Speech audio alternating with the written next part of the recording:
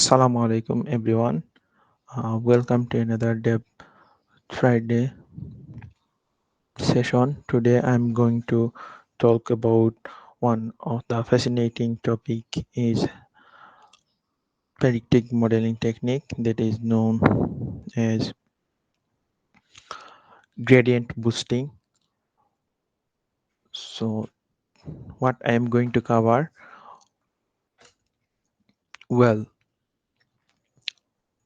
this session I am going to cover what is predictive modeling, the origin of boosting, weak learner, ensemble, uh, element of the gradient boosting and additive model. So what is boosting? Boosting simply refers the improve or increase something. So whenever we see the word or hear the word, the two or one icon come in our mind, that the boost means to boost up something, this the like this. Similarly, in the machine learning, it means that a family of algorithm that converts the weak learner to a strong learner. So, bagging and boosting.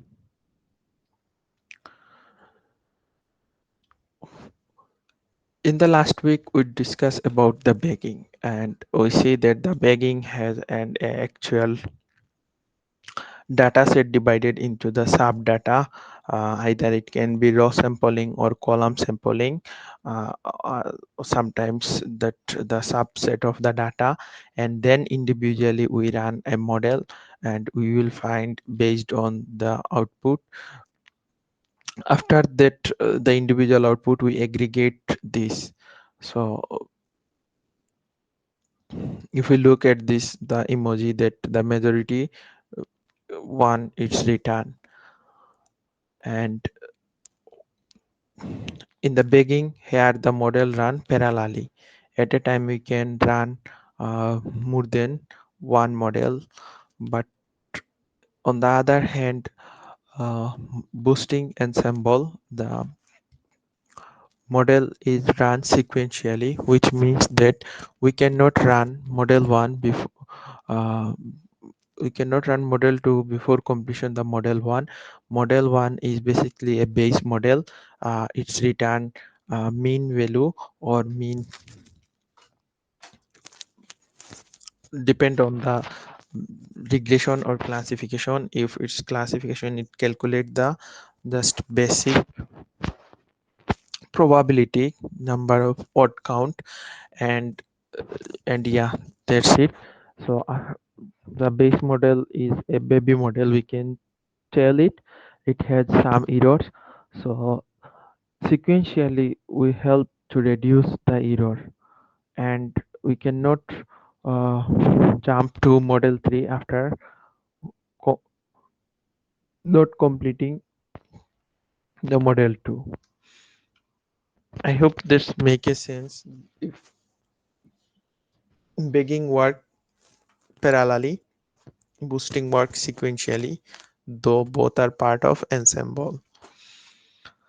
So type of boosting, there are a number of types available. Among them, these three are top notch: ADA boost, gradient boost, and XG boost, which is also the means that the extreme gradient boosting. So by name we know that the upgrade version of gradient boosting. So here are I am discussing to gradient boosting. So before we dive into more, we just see that the pictorial views. We can see that first if we give the input feature value x, and the dependent variable y, we will find a residual one, where r means residual means the model return a predicted one. That's the difference. And what happened, we do we the later the model we run, where we can pass input feature is similar but the dependent variable is changed. At first we pass the uh, like we're talking about the regression problem. So y means our predicted value, but here we pass the residual one, and similarly we calculate the residual 2 and pass this. So finally we will find our the model. So gradient boosting is a technique for building predictive model. So now the word running in your mind, I know that what is predictive modeling. Well, predictive modeling is an statistical uh, technique used to predict the outcome of future event based on historical data, which means that we can predict something for new data based on the past data, like in the real case scenario, healthcare, marketing, and weather forecasting, and so on.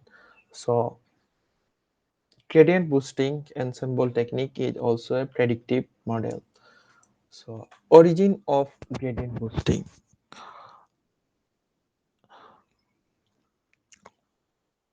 So the if I tell the simple line, what's the boosting motto? It's improve the weak learner. And who introduce first it with us? It's with Michael Cairns. Uh, is an American computer scientist who suggested that the hypothesis boosting.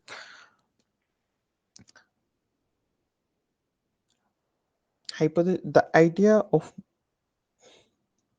hypothesis boosting means that a weak hypothesis or weak learner is defined one whose performance at least slightly better than random chance. So the element of boosting,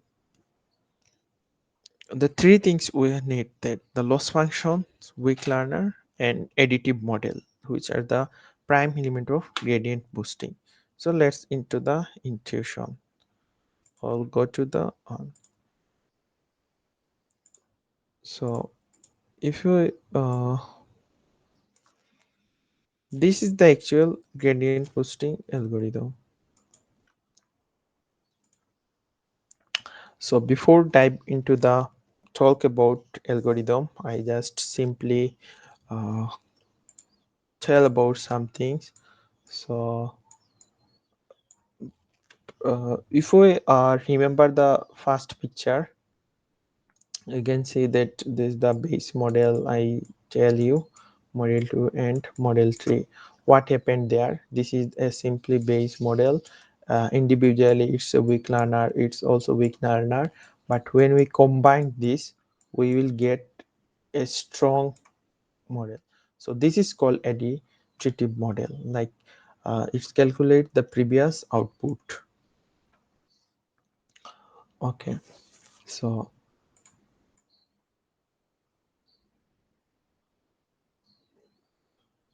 we start and very simple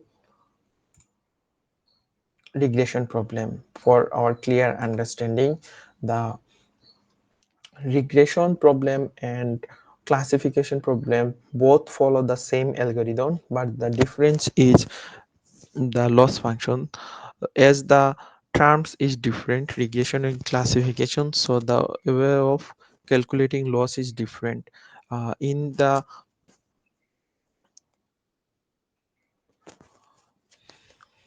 regression we calculate the mean loss, mean squared error, and the classification we calculate the loss, log loss. So well, I start and uh, like draw a data set, which is if I put their experience, and there is the subject name and the predicted the salary. Well, so like if I calculate put the value his experience, like it's a salary.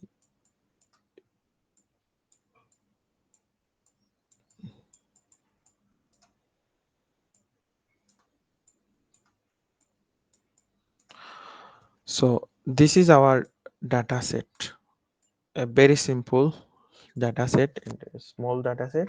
So according to our algorithm, what it say that first we will calculate the average a constant value, model a constant. So how do we constant value, though it is our end regression problem, so we calculate and average this value.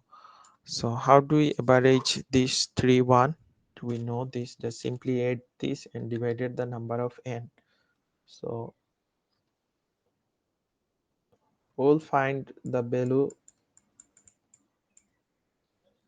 for all, it returns this value whenever the new data insert. For example, anyone say his experience is like uh, 3.5 years and his subject is D, which predict similarly 71.6.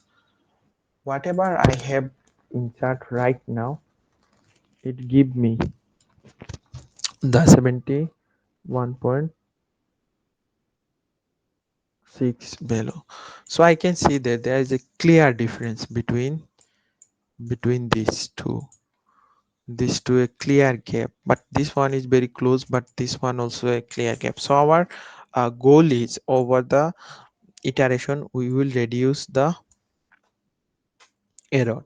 So the term one is the calculate errors is in here, it's considered the residuals error.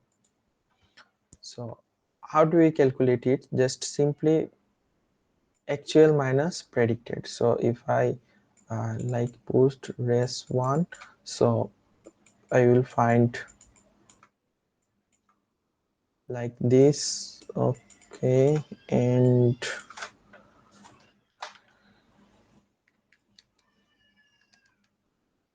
so I will 18.4, and this is 4.4 plus positive bill.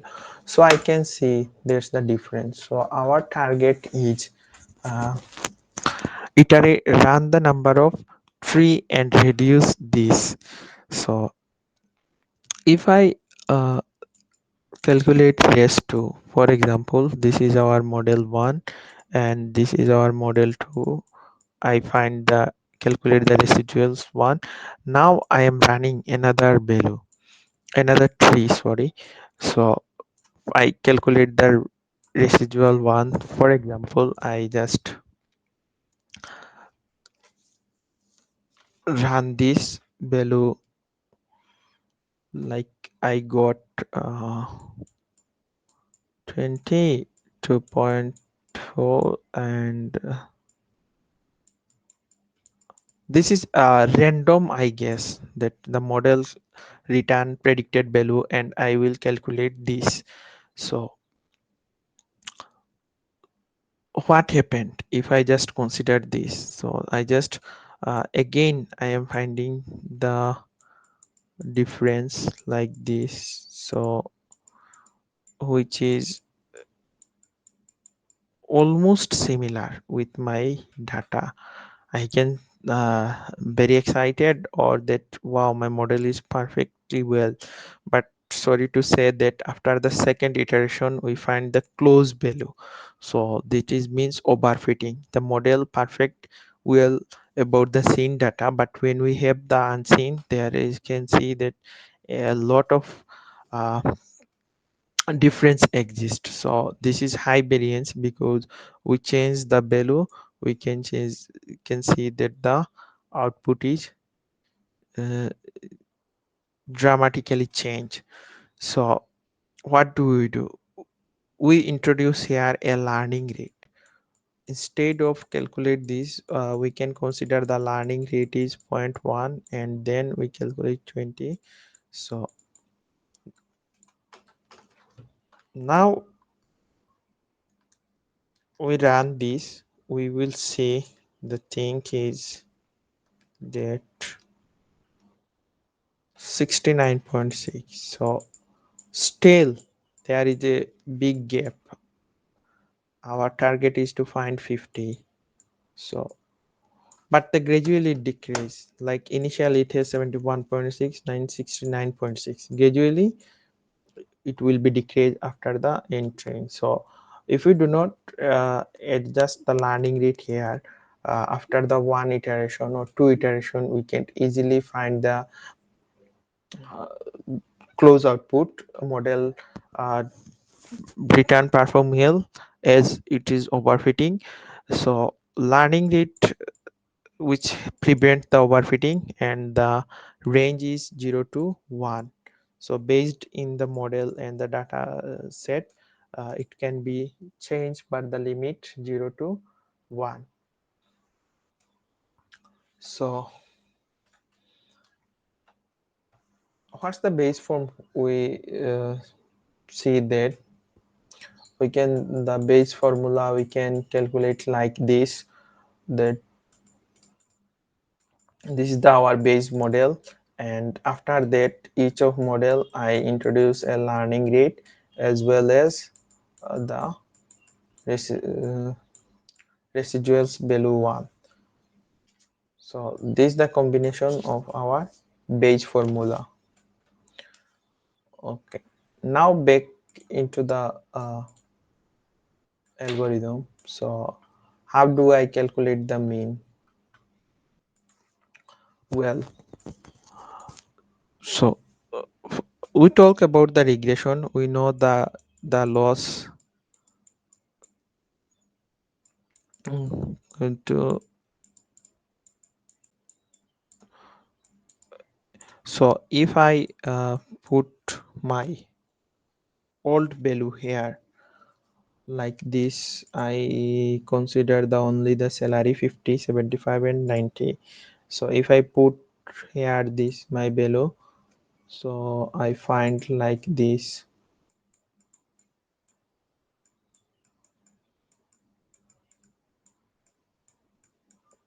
Just for we know, we just expanded the equation.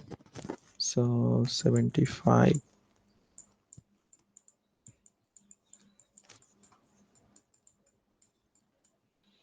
90 it was. So now what we do, we do a partial derivative with respect to the predicted or residuals one.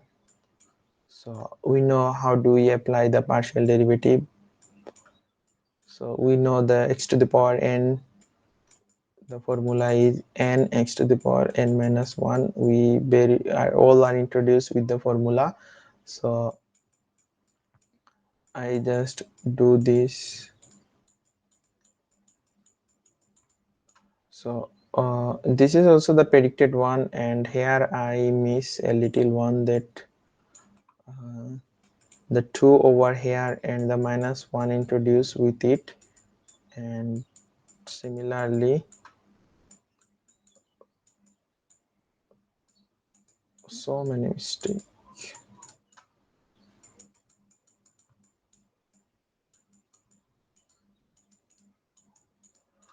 So now the value is negative, so I forget to attach minus 1. Minus 1 comes here. So what I see, that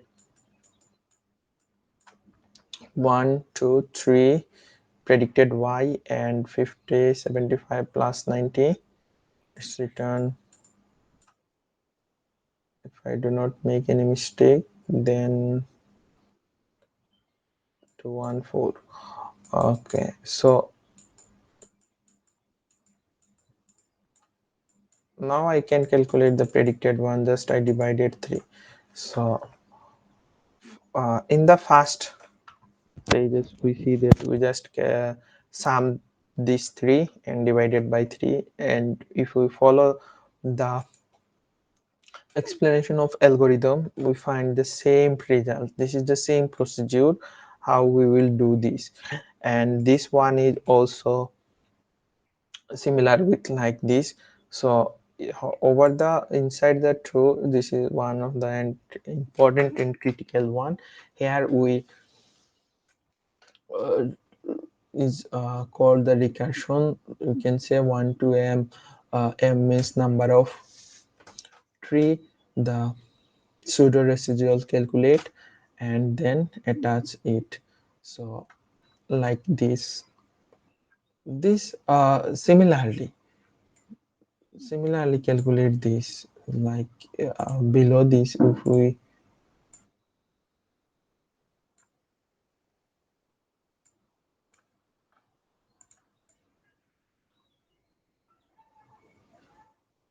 so for the shortcut I just use it that predicted one. I find the negative to cross minus y, so y minus y1. So now I what I have to do here.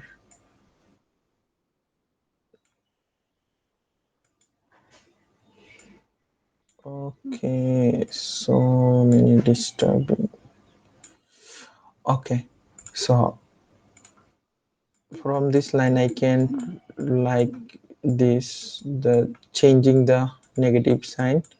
So I find this. So if we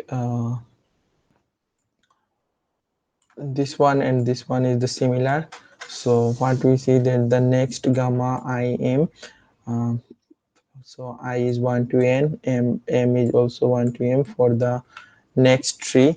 So we will calculate the predicted one, just the previous one minus actual one minus current predicted value. We will see more in our code snippet.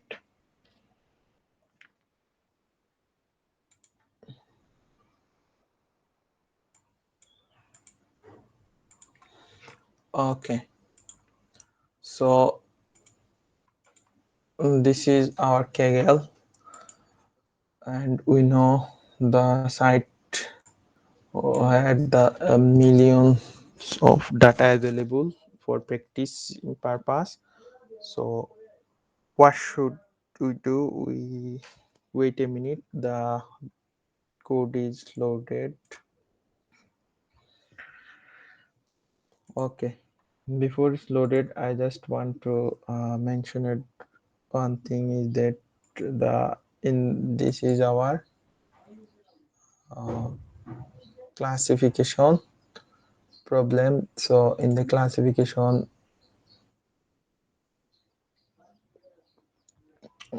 what did I do? I just give a simple overview about it. Like in our regression model, we calculate the minimum mean of the salary, but here is the place is we clearly see that this is a classification. So we calculate here the log of odd. So log of odd calculate just the simple log e base a. So number of odd, so calculate the number of odd. We will see that the number of odd is 5 and then this return 0.51. Similarly we assign 0.51 for all. We consider for all our log odd value. And then how do we calculate the probability? There is a simple way. From here to we find this, like 1 plus e to the power minus log odd. So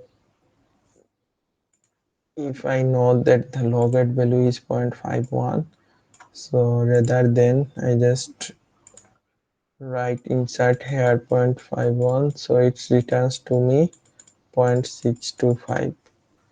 So this is the where we can see that calculate the predicted one. Now this is our not regression value, continuous value is an probability of log odd one. So now we check this basic, actually this is odd one or not. So we find the difference between this, and here we can see in the below that we will find this residual one. So if we just simply subtract that, we can find the result. Is not it? Yeah, we can find this like this. So leaf entry, in decision tree